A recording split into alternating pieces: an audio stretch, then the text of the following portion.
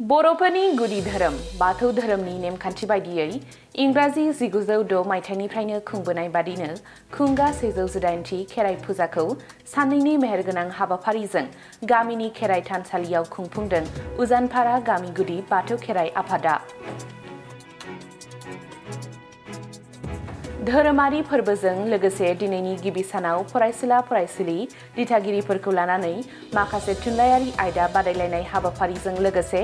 बाथौ धोरोम सिबिनाय आरो बेखौ फोजौनाय फेहेरनाय बायदिनि सायाव मोनसे गेवलां सावरायमेल हाबाफारिबो लानाय जायो। हाबाफारियाव गाहाय आलासि महरै दुलाराय गुदि बाथौ आफादनि लाइमोन गांखंनि आफादगिरि सोरां ब्रह्मआ बाहागो लानानै बाथौ धोरोम फोजौनाय फेहेरनाय आरो सिबिनायनि सायाव गुवारै बिबुंथि होलाङो। गेवलां मेल जोबनानै दिनै मोनाबिलिनिफ्राय बाथौ धोरोमनि मोनसे एंगारहायै खेराइ फोरबोखौ खुंनो थिरांथा लादों होनना फोरमायो खुंफुं आफादा। हाबाफारियाव बाहागो लानानै गाहाय आलासि सोरां ब्रह्मजों लोगोसे खुंफुं आफादनि आफादगिरि अरुण कुमार मोसाहारिया माखासे गोनां बाथ्रा फोरमायथियो। बियो थारमाने क'क्राझार डिस्ट्रिक्टनि दुलाराय गुदि बाथौ आफादनि सिङाव थानाय नैबे बावखुंग्रि आन्सलिक दुलाराय गुदि बाथौ आफादनि सिङाव आरो थाबावनाय नैबे उजानफारा गामि दुलाराय गुदि बाथौ आफादनि खुंगा 118थि बोसोरारि मोनसे खेराइ फुजा गोथार खेराइ फुजा। बेवहाय आंखौ मिरुनि लाइमोननि आफादगिरि हिसाबै लेंहरनायलाय गेवलां मेलाव आं बेवहाय बाहागो लाफैनो मोननानै खोब मोजां मोनदों आरो गामिनि परिबेसखौ नायनानै बाथौ सिबियारि रायजो राजा बिथांमोनखौ आं खोब उत्साह मोनसे जागरण जानाय मोनसे सिनारि आं नुदों आरो बेवहाय मोजां मोनदों मथेथे। जिहेतु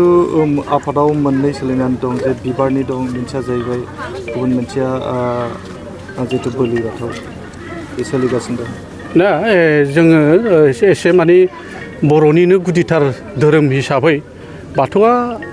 आसलथे नंनाया नंगौ दा एसे बुंनानै लानांगोन माने फुजा होनायनि खान्थिफ्रा सोरबा बिबारजों सोरबा बुलिजों सोरबा माबेबा फिथाइ सामथाइनि गेजेरजों जिखुनु फुजाया होनानै लायो गावबा गावनि फुजाखौ बाथौ धोरोमाव। खिन्थु नाथायबा जोङो मोनसे जिनिसखौ जों सिन्था खालामनानै नायनांगोन गुबुन धोरोमावबो बिदिनो आं खृष्टानाव गोबांथार पार्ट बिदिनो लुथारियान केथलिक बाप्टिस्ट बिदिनो बायदिसिना दङ आरो गोबांथार। दा जोंनि बाथौआवबो बेबादिनो दालाय एसे पार्ट जानानै थांदों अब्लाबो जों जयैनो बाथौखौ जिखि फुजा होनानै जिखि खान्थिजों फुजा होआ मानो जों एसे बाथौ हिसाबैनो जाहाथे ज' थालायनानै जों खामानि मावनो हायो बेखौनो आंनि साननायाव मोनदांथियो आरो आंनि मथेबा। बाथौ धोरोमनिफ्राय गुबुन धोरोमाव थांगासिनो दङ मा बुङो? बाथौ धोरोमनिफ्राय गुबुनाव थांनायनि खान्थिया जाहैबाय आं बेखौनो बुंगोन जे बाथौनि निथि आदर्श तत्वफोरखौ मोनजोबैयाव निस्सय बिदिनि गेजेरजोंबो थाङा नङा थाङो। बेफोरखौ आफादनि गेजेरनिफ्राय जों होबथानो परिबेसखौ लागासिनो दङ आरो न'खरनि गारजेनफ्राबो गावबा गाव बा न'खरफ्राबो गावबा गाव एसे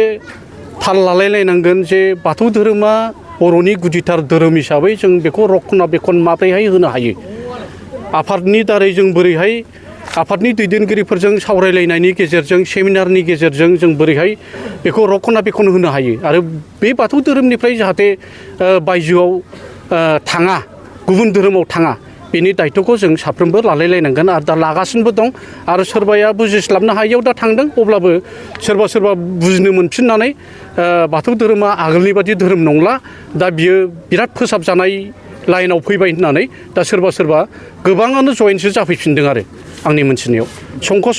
संकस खेराइ फुजा होनाय लोगो लोगोनो बे जायगायाव बिथिंजाय बुंनो थाङोबा गुबुन धोरोमनि दङ अब्लाबो बेवहाय बिराद बुरजा बाथौ धोरोमावसो हाबफैफिननायखौ जों नुनो मोननाय जादों। दुलाराय बाथौ सान 9 जानुवारियाव फैगासिनो दङ नोंथांमोननि दुलाराय बाथौ गुदि आफादा माबायदि फालिनो सानदों? निस्सय बेखौ जोंबो लादों। बाथौनि थाखायदि एक्सट्रा मोनसे बाथौ सान गोथार बाथौ सान मोनदों बे जोंनि समग्र बाथौ सिबियारिफोरनि थाखाय बियो मोनसे देरगाथाव। बेवहाय बे बाथौ सानखौ सोरबा दुलाराय गुदि बाथौनो आलदा सोरबा बाथौ गौथुमनो आलदा सोरबा माबा बाथौनो आलदा बेबादि सरकारा मालाबाबो होआ आरो बे बाथौ सानखौ जों गासैबो बाथौआनो एसे बाथौ हिसाबै जों ज' जानो हानांगोन एसे खृष्टान हिसाबै जेरै बिसोरो माबा बायदिसिना पार्ट दङबाबो 25 डिसेम्बरखौ बिसोरो ख्रिस्टमास हिसाबै फालिनो हायो थिग जोंनाबो बे गोथार बाथौ सान नैथि मंगलबारखौ मागनि नैथि मंगलबारखौ जों गासैबो बाथौआनो सिबिनो हानांगोन खुलुमनो हानांगोन आरो ज' ज' न'खराव बयबो रंजानाय मोनसे बाथौ सान हिसाबै बेखौ जों फालिलायनाया दरखार दं आं बेखौनो मेसेज हरो एसेनोसै रादाबनिसिम दा जोङो 118थि उजानफारा गुदि बाथौ खेराइखौ देग्लायजों जोंहा 118थि जाबाय दा बे 118थि खेराइ फोरबो फालिनायाव दिनै मोनायाव जों खेराइखौ फालिगोन बिनि सिगां जोङो माखासे हाबाफारि लादों बेनो जाहैबाय थुनलाइयारि बादायनाय आरो बायदिसिना बिदिनो बादायनाय लादों जोङो दा बेखौबो जोङो फोजोबखांबाय दा बे दिनैनि गेवलां मेलनि गेजेरजों जोङो गिबि सेन्ट्रेल बाथौ आफादनि आफादगिरिखौ लाबोनो हादों जिल्ला आफादनिफ्राय नेहाथारि आफादगिरिखौ लाबोनो हादों आरो गोबां जोंनि बेवहाय गामि खाथि खालानि जानागुरु गावबुरा बिदिनो देवसिगिरि जों बेवहाय ज' खालामनो हादों बिनि थाखाय आं जोबोद साबायखर मोजां मोनदों आरो भबिष्यतआव जोङो बेबायदि खेराइखौ खुंनो हाबाय थाथों जोंनि खेराइ खुंनायाव माने गोबां रां फैसा खरस जायो आरोखि बे खरसाखौ जोङो रायजो राजानिफ्रायनो आरो एसे एनै साख्रिआवला आरो सोरनावबा एसे एनै बिनानै खुनुरुखुमै थोथोर माथोर खेराइखौ खुंनाय जायो आरोखि बोसोरफ्रोमबो खुंबोबाय थानाय दिनै 118 बोसोर जाबाय नङा होमबा औ माबायदि रायजोफ्रा बाहागो लादों गासिबो रायजोफ्राथ' मोजाङैनो बाहागो लायो खेराइ आरो मा हाबाफारि लाबावनाय जादों हाबाफारिया दा मोनायाव खेराइ दङ जों बेखौ बे खेराइखौ जानागुरु दौसिगिरि आरो दामग्रा देग्रा गुबुनाव लायनानै जोङो खेरायो बे खेराइ होनायाव जोंहा बेखायनो होनबाय आं दहाय जोबोद बुरजा फैसा खरस थाङो दा बे खरसफोरखौ जोङो खस्थ'यैबाबो खांनानै होनांगौ जायो आरोखि जानागुरुनो हरनांगोन आरो देवसिगिरिनो हरनांगौ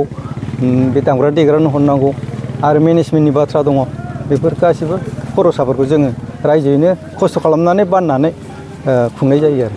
सिगांनिफ्राय आरो दासिम खेराइ फोरबो खुंदों नोंथांमोना माबायदि सोलिनानै दं नेमखान्थिफ्रा सिगांनिफ्राय माने सिगाङावथ' जों बिदि खेराइ खुङामोन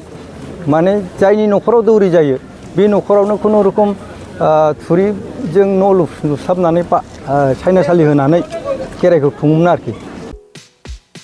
क'क्राझार सहरनि गोजोनफुरि गांजेमा बाजारनि उल्था फारसे थानाय आइ आफा BM इन्स्टिटिउट अफ पारामेडिक्स सोलोंसालियाव 2025-26 बोसोरनि थाखाय पारामेडिकेल कर्सफोरनि गोदान मुं थिसननाया सोलिगासिनो दङ। आइ आफा BM इन्स्टिटिउट अफ पारामेडिक्सआ भारत सेवक समाजजों गनायथि जानाय आरो गुवाहाटीआव थानाय बान्था आवथायनो हानाय फसंथान ACADICO एकाडेमिनि सिङाव सामलायजानाय गंसे गाहाम सोलोंसालि।